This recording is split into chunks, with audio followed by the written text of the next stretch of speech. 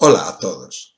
Hoy vamos a hablar del origen de las mutaciones, pero lo primero que tendríamos que hacer es distinguir cuál es la causa que genera estas mutaciones, porque estos cambios en el ADN se pueden dar de una manera espontánea o de una manera inducida.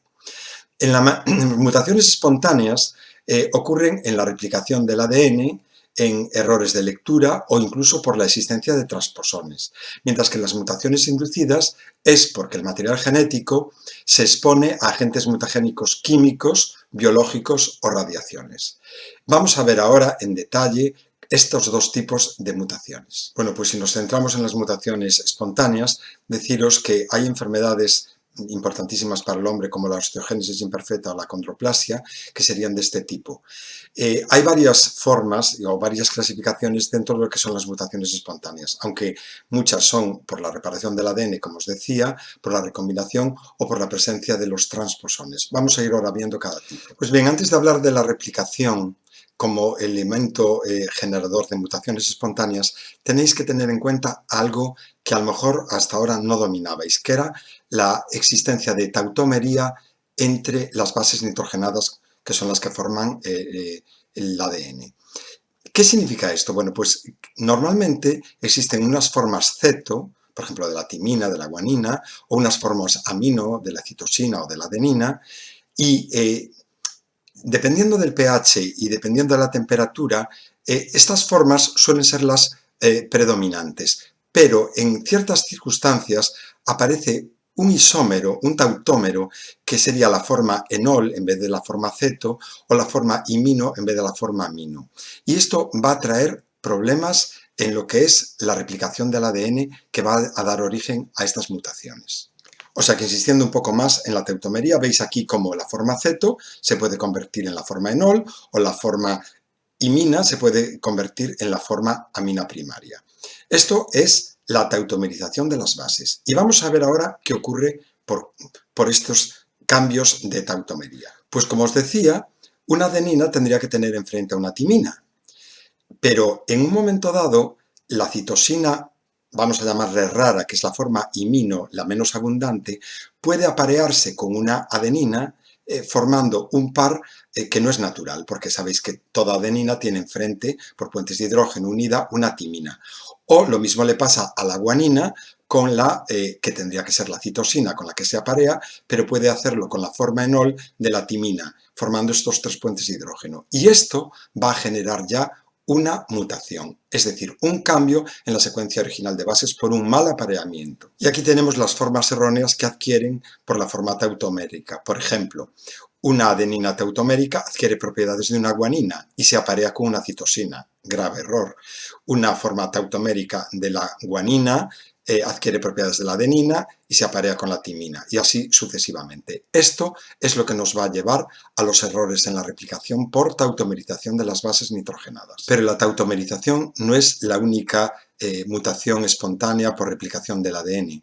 Por ejemplo, hay mutaciones de cambio de marco de lectura, de fase de lectura, que consisten en una adición o una inserción o una delección. Vemos aquí la secuencia original y vemos que se sustituye una guanina por una adenina y entonces puede haber un cambio en el aminoácido o simplemente la desaparición de una base por delección. En ese caso también puede ocurrir un cambio importante en la cadena polipeptídica que se sintetiza. Si vamos aquí a ver, por ejemplo, cómo una mutación en este caso podría ser silenciosa, podría ser una mutación con cambio de sentido. ¿Por qué? Porque se sustituye el glutámico por el aspartico y entonces lógicamente cambia la secuencia aminoacídica, o podría ser una mutación sin sentido porque lo que hace es que al alterar una de estas bases se genera un triplete sin sentido, un triplete stop, y entonces se paraliza la síntesis de la cadena polipeptídica. Y aquí en este otro cuadro podemos ver entonces los tipos de mutaciones que se pueden dar por este error de lectura, ¿no? Una mutación silenciosa, una mutación con cambio de sentido, sinónimo o no sinónimo, una mutación sin sentido, cuando se genera un triplete stop, una mutación con cambio de marco de lectura o cambio de fase, que también se llama, y las reversiones, que a veces lo que hace es que una mutación se acumula sobre otra mutación y se revierte lo que era la secuencia original, con lo cual la mutación pasa a ser una mutación silenciosa. Parece que las mutaciones por cambio de fase o pauta de lectura se dan con más frecuencia en los llamados puntos calientes, los hot spots.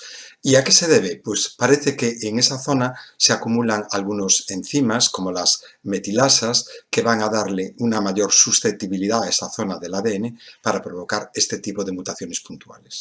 Otras mutaciones espontáneas son debidas a las lesiones en el ADN y la más frecuente es la despurinización, que consiste en la pérdida de algunas bases. ¿Por qué? Porque se rompe el enlace glucosídico entre la base nitrogenada y el azúcar. Y esta lo que va a llevar es a la pérdida de adeninas o guaninas y lo que aparecen es zonas apurínicas.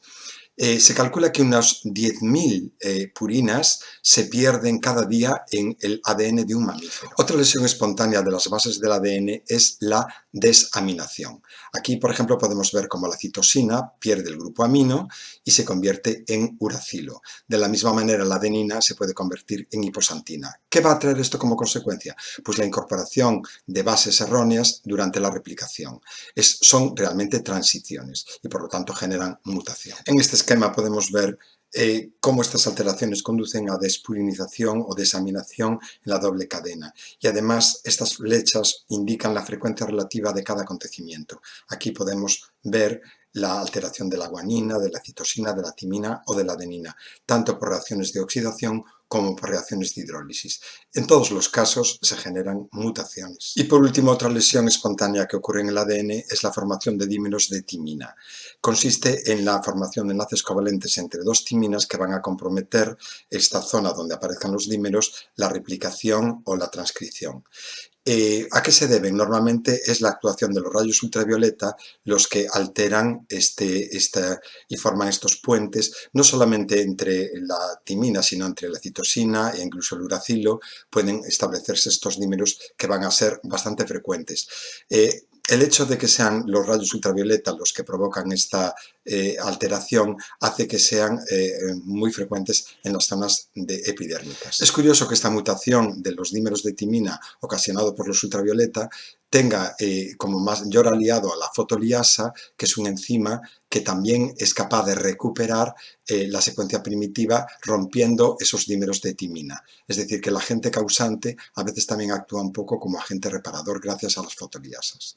Por último, decir que existen mutaciones espontáneas generadas por transposones o zonas del ADN transponibles. ¿Qué quiere decir esto? Son zonas del ADN bien definidos que en un momento dado una enzima puede cortar estos fragmentos y transferirlos, transportarlos a otra zona distinta, con lo cual el gen original puede quedar con una delección y con una adición la zona a la que fue transferida. Lógicamente, bueno, pues por la delección o por esa adición puede quedar totalmente trastocada la lectura del ADN y por lo tanto los fenómenos de la transcripción. Y también es verdad que en un momento dado, si este transposón es eliminado, el gen puede recuperar su función original.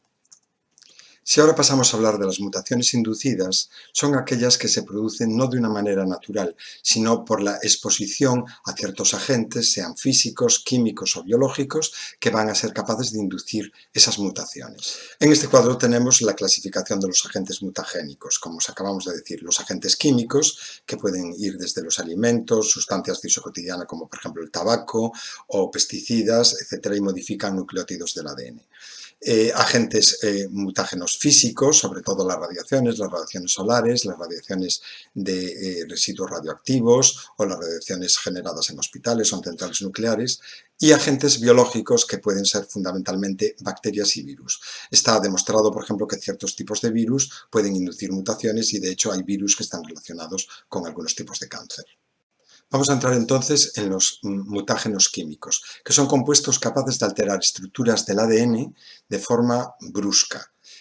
Vamos a ver un poco cuáles serían estos agentes mutágenos químicos. Bueno, hay muchos mutágenos químicos, iremos viendo algunos, los más importantes. Por ejemplo, el ácido nitroso tiene la característica de que transforma la citosina en uracilo o la adenina en hiposantina, y esto provoca la incorporación de bases erróneas en la replicación, con lo cual la transcripción o la replicación están muy comprometidas. Los agentes alquilantes lo que hacen es que añaden grupos etilo o metilo y también alteran las bases y por lo tanto la replicación. Luego hay las sustancias análogas de las bases nitrogenadas. Esto es más sutil porque lo que hace es que la polimerasa, digamos que entre comillas, se equivoca en las incorporaciones de bases en la replicación, y lo que hace es que en vez de incorporar una base puricopirimidínica, lo que incorpora es un análogo, es decir, una molécula próxima químicamente, pero que no es exactamente una base nitrogenada. Y entonces lo que van a ocurrir es que también va a haber alteraciones, o sea, los cambios están garantizados. Por ejemplo, también hay sustancias intercalantes, que son sustancias que se introducen en medio de las bases púricas o pirimidínicas entre los puentes de hidrógeno, y también van a provocar serios problemas en la replicación o en la transcripción.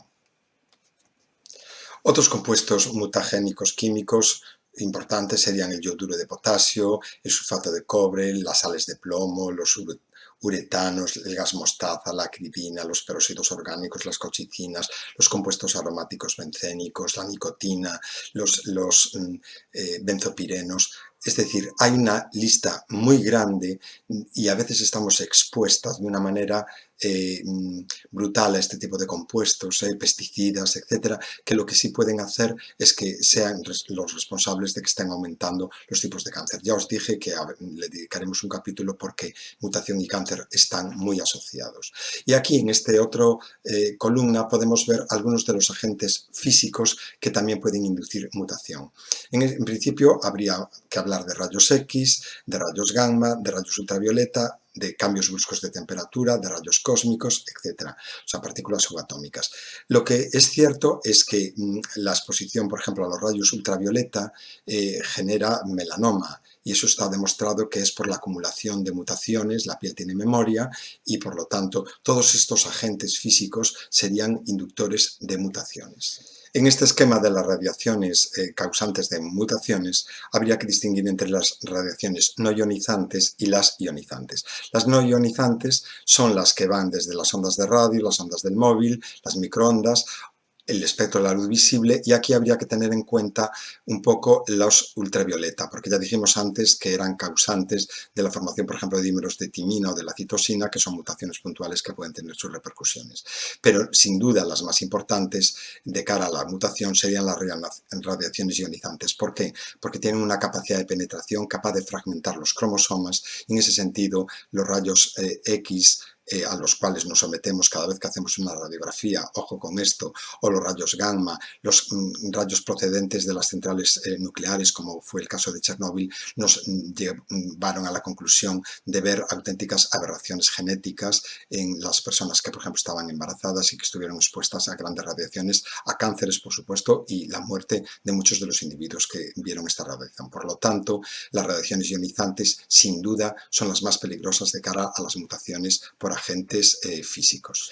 Por último, si hablamos de agentes mutagénicos biológicos, habría que destacar sobre todo los virus del grupo de las hepatitis, el B y C, el virus del papiloma o el propio VIH como agentes inductores de mutaciones. Hay que recordar que los virus, parásitos obligados de células, tienen que integrar su ADN en el ADN de la célula que parasitan, y de esa manera pueden alterar los procesos de replicación y de transcripción y por lo tanto generar mutaciones.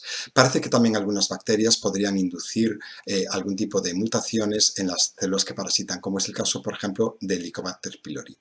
Y por último, dentro de los conceptos de mutación biológica, también podríamos hablar de los transposones. Los transposones no son exactamente partículas vivas, pero tampoco lo son los virus, y se pueden considerar elementos mutagénicos biológicos porque de alguna manera están en el interior de las células, y ya hablamos antes de ellos. Estos genes saltarines pueden provocar deleciones, adiciones y por lo tanto inutilización de genes que nos van a llevar a mutaciones muchas veces de gran calado en lo que es la célula.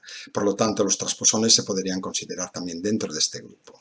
Bueno, pues hasta aquí todo lo que ha dado de sí el tema de los agentes mutagénicos. Ya veis que hay una gran variedad y que estamos expuestos y nos interesa mucho conocerlos porque de alguna manera, como veremos en otro capítulo, las mutaciones y el cáncer y muchas enfermedades están muy intrincadas y por lo tanto debemos de conocer bien este capítulo.